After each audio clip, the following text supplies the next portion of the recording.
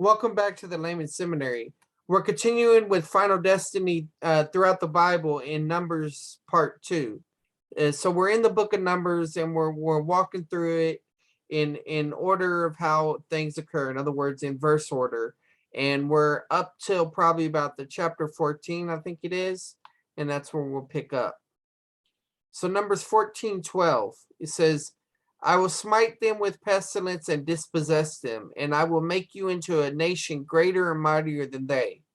In several of the videos, we've talked about the word yarash, meaning possession and things like this, but it can also mean dispossess in this particular context. And so I want us to see this idea right here about that God is talking about dispossessing them, okay, and what that means. He keeps going on. I guess I should read this here.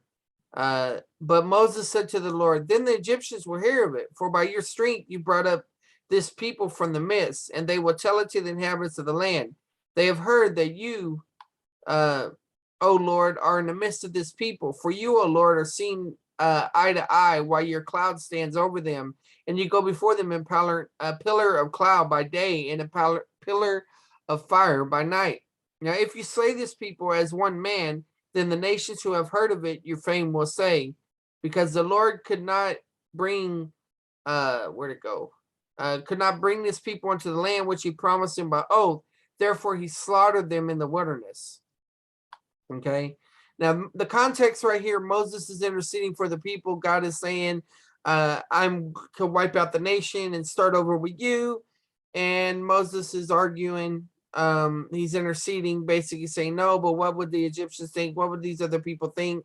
God delivered them from Egypt, but he couldn't deliver them in the wilderness, even though he had promised based on the Abrahamic covenant that he would bring them into the land, that type of idea there. So he's describing the situation. But now I pray, let the power of the Lord be great, just as you have declared. The Lord is slow to anger and abundant in loving kindness, forgiving iniquity and transgression. But he will by no means clear the guilty, visiting the iniquity of the fathers on the children to the third and fourth generations.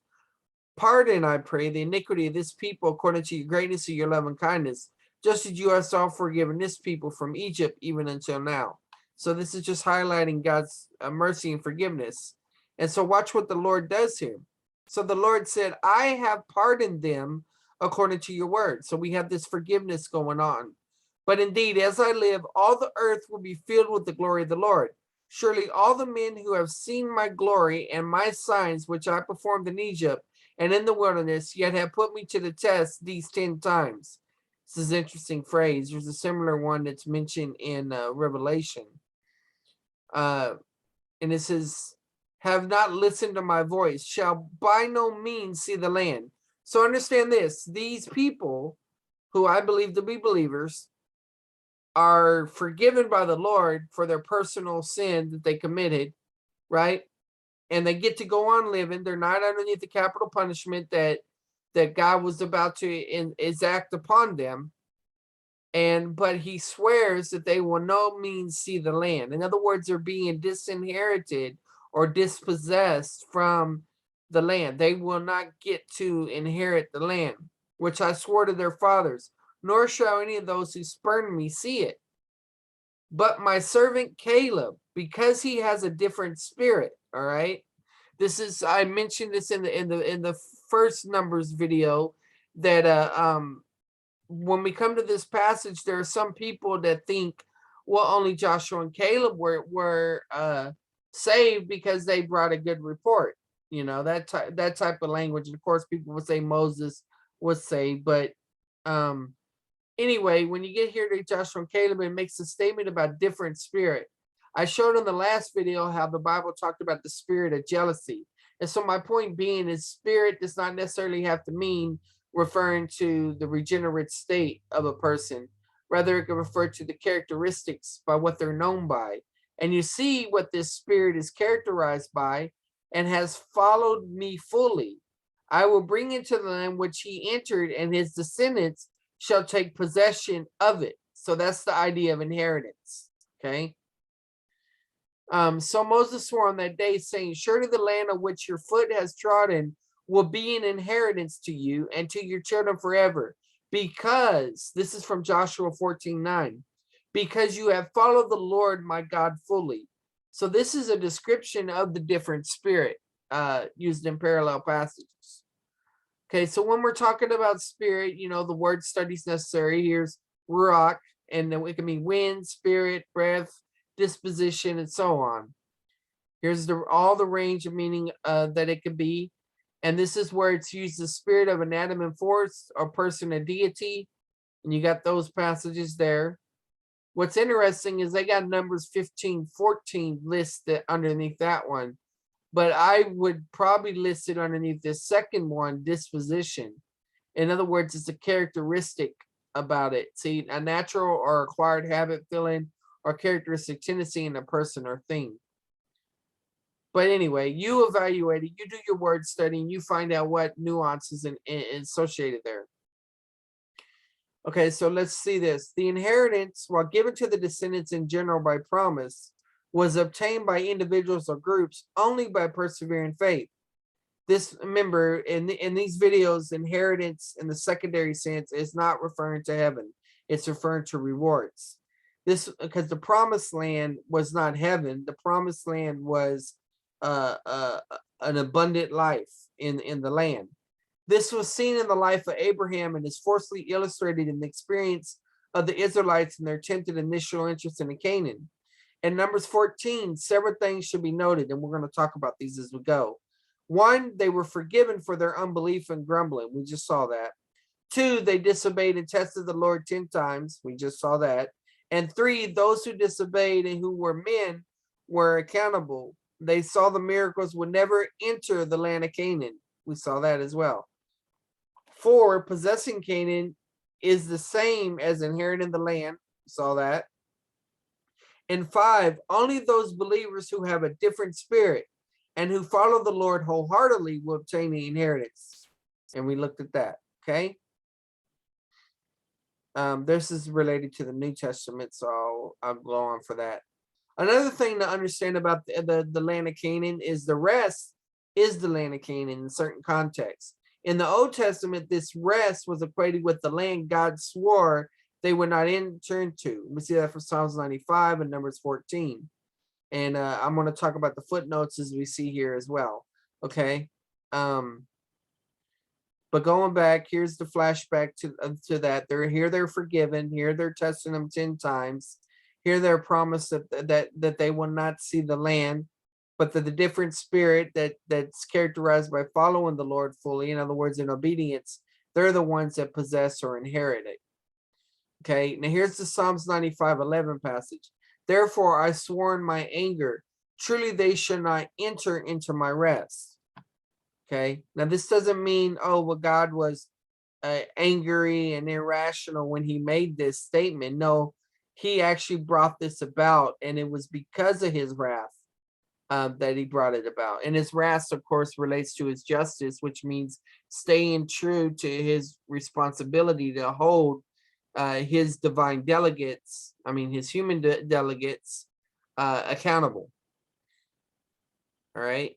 And then think about this: in the Garden of Eden, you learn the principle that if you're disobedient in some context, it's going to bring about death, sometimes even physical death. So here's some more New Testament passages. Here's some references that I'll mention in a second that are footnoted in this section. And this is about Davison. You can get this at archives.org. It's not in Logos, not this particular book. So what A.B. Davison says, it says, what appears to be spoken of is simply possession of the land of Canaan. Okay. Also, the term rest in Canaan seem to be used interchangeably in many other places. In Deuteronomy 12:8-9, you have not reached the resting place in the inheritance the Lord your God has given you. And then this guy named Son sees in a passage a theological equation of rest with the secured settlement of the promised land. So we go here, and that's the A.B. Davison book. And this is where the article is in there. The International Standard Bible Encyclopedia that was mentioned there, and this is where it talks about the theological equation of rest. So this is the Sun article, I think it is, with the secured settlement of the promised land is first introduced in Deuteronomy. Here's that passage again, 12:9, where it says, "For ye have not yet come to the resting place." I talked about that in the last video. Minukah, I think that's the word, and the inheritance which the Lord your God has given you. When you cross over Jordan and live in the land which the Lord your God is giving you to inherit, and he gives you rest from all your enemies around you so that you live in security. Okay. I'll probably plug in the word studies, but you should know them from the other videos, what's going on here. But still, I'll probably include that as things start ramping up in the book of Numbers. Psalms 132, "For the Lord has chosen Zion, he has desired it for his habitation. This is my resting place forever. Here I will dwell, for I have desired it. I will abundantly bless her provision." Of course, Zion is Israel, Jerusalem more particular. And then there's the New Jerusalem concept as well. But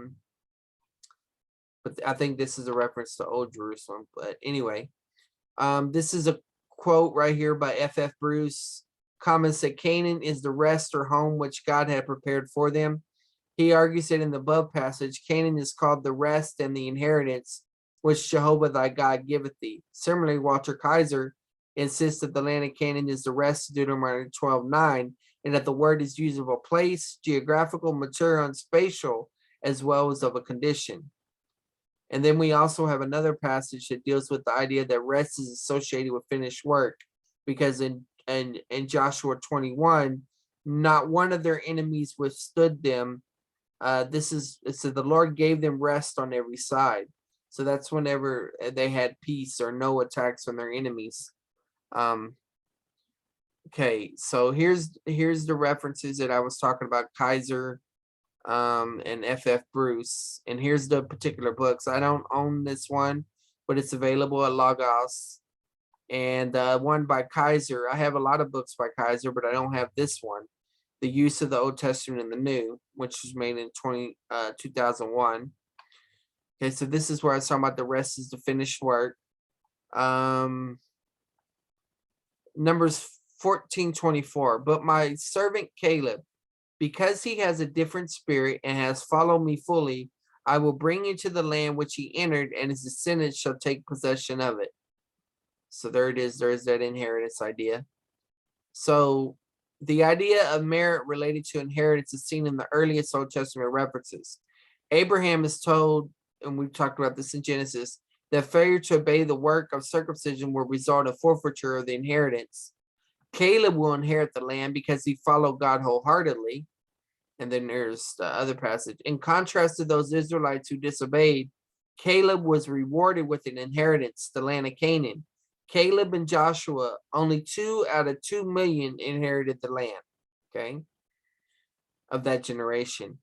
And this Exodus generation, they're the ones that believed in the Lord at the Red Sea and therefore were saved. They believed his promises and sang praises to him, according to Psalms 106. Now, I have a video where I go into more detail about how salvation is used in the book of Exodus, and I talk about it in the sense of 4 different types. You can check that out for more detail. Numbers 14:27. "How long shall I bear with this evil congregation?" So the Lord is calling Israel an evil congregation who are grumbling against me. "I've heard the complaints of the sons of Israel, which they are making against me. Say to them, as I live, says the Lord, just as you have spoken in my hearing, so I will surely do to you. Your corpses will fall in the wilderness, even all your numbered men." Okay, so they're called an evil congregation, evil congregation, and he says that they're physically going to die. Their corpses are going to fall in the wilderness. Okay, so yet they believe, these that believed in God or in Christ, if you want to take the 1 Corinthians 10, where it says the rock was Christ, but that doesn't mean they had the same content, of course, as the church has for Christ, or even the disciples had for Christ. Though they believed on Christ, they were called wicked by God, and were judged in the wilderness. And so this has related to the concept of the carnal believers and how these passages from the Old Testament relate to the New. And we'll talk about that in the future. Numbers 14:29. Your corpses will fall in this wilderness, even all your numbered men, according to your complete number, from 20 years old and upward, who have grumbled against me. Surely you shall not come into the land in which I swore to settle you, except Caleb the son of Jephunneh and Joshua the son of Nun. Your children, however, whom you said, and then it keeps going on talking about it. But this is an application point here, talking about a believer. He may even find the company of non-believers or carnal believers more pleasant. If the Exodus generation is our parallel, this may suggest that an age of accountability is involved, right? On 20, that's what he's saying. And I know that had to deal with military age as well. Only those who are 20 years and older were in danger of certain severe divine judgment for their behavior pattern. And just think of it like this, is that those people that died, they had been in the wilderness almost 40 years. And so they've had 20 years with the Lord, guiding and leading them in the wilderness. And now their children are grown up and adults that are going to replace them, and hopefully be more faithful than they were. And that's why you'll see that emphasis in Numbers and in Deuteronomy about teaching it to their children and stuff. Numbers 15. But the person who does anything defiantly, whether he's a native or an alien, the one is blaspheming the Lord, and the person shall be cut off from among his people. Okay, this relates to the sin of intentional sinning, as some translations say, willful sinning, sinning defiantly, sinning of the high hand, using the Hebrew metaphor. This relates to Hebrews chapter 10 and all of that. I'll go into that in the future. So notice this person will be cut off from among his people. A cut off can refer to physical death, or it can refer to physical excommunication, depending on the context. Because he has despised the word of the Lord and has broken his commandment, that person shall be completely cut off. His guilt will be upon him. Okay. Now here's related to Hebrews 10. The Hebrew phrase translated defiantly, and so it's right here in the Septuagint. Ekousios in Hebrews 10:26 is the translation of the two-word Hebrew phrase that means with the high hand in Numbers 15:30. It is used in numbers of a person acting in deliberate, and I need to check and see how it's used in the Septuagint here, but anyway, it is used in numbers of a person acting in deliberate presumption, pride, and disdain. When the Hebrews left Egypt, they left with a high hand. That is, they left boldly and defiantly against the Pharaoh. For the readers of the epistle to the Hebrews, the similarly sin like this is against God. There was no sacrificial protection for judgment.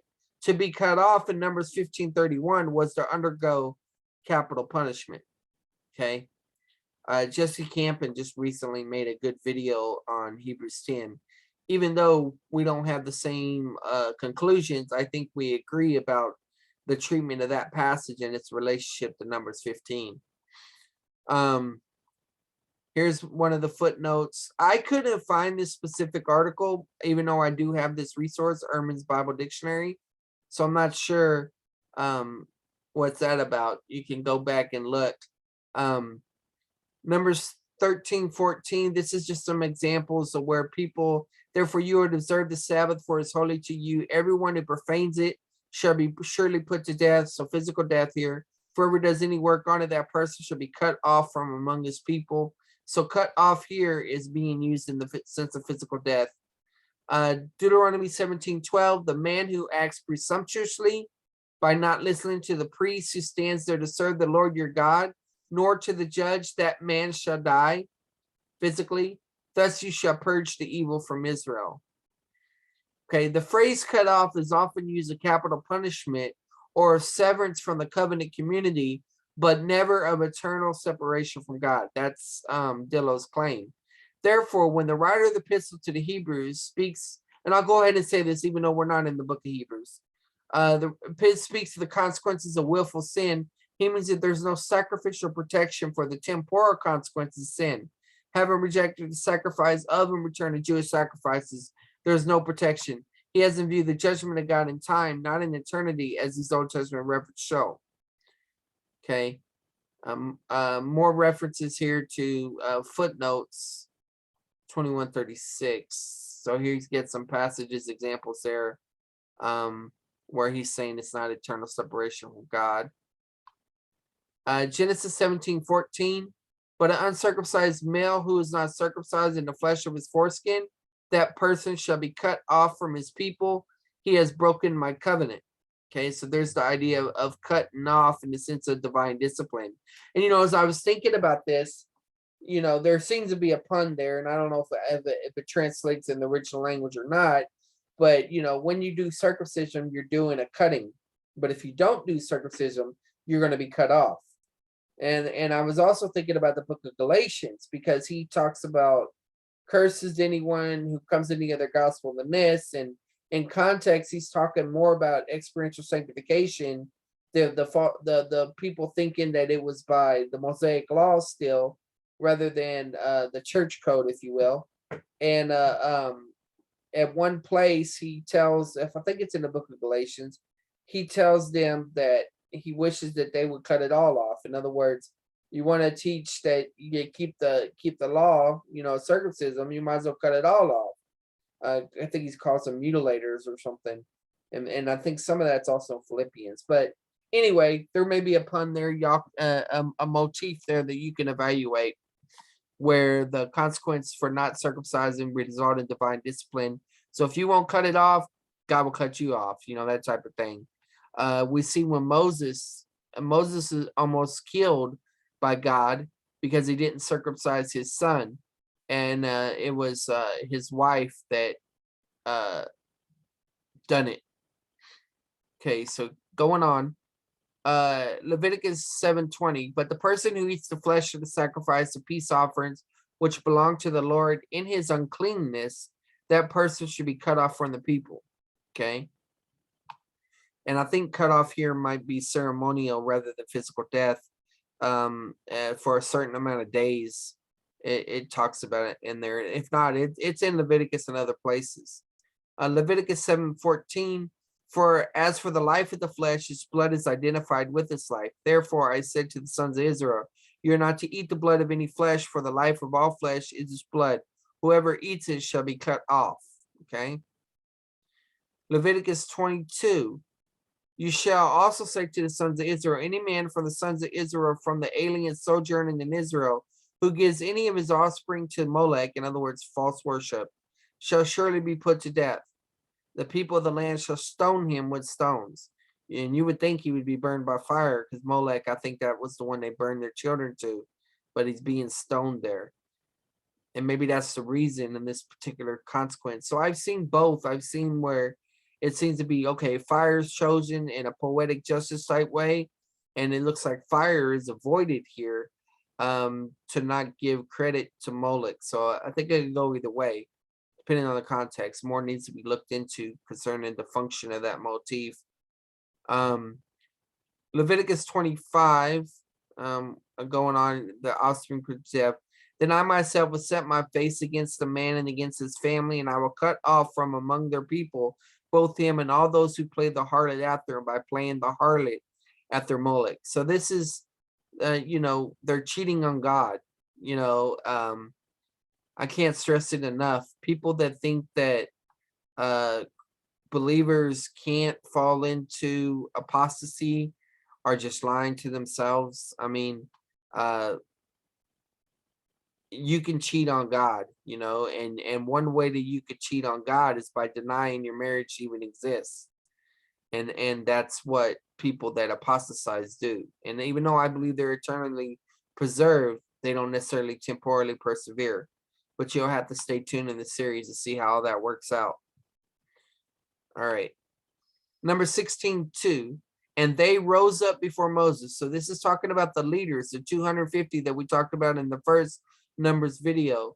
And they're going against Moses and Aaron and saying to them, basically, you've gone on too far.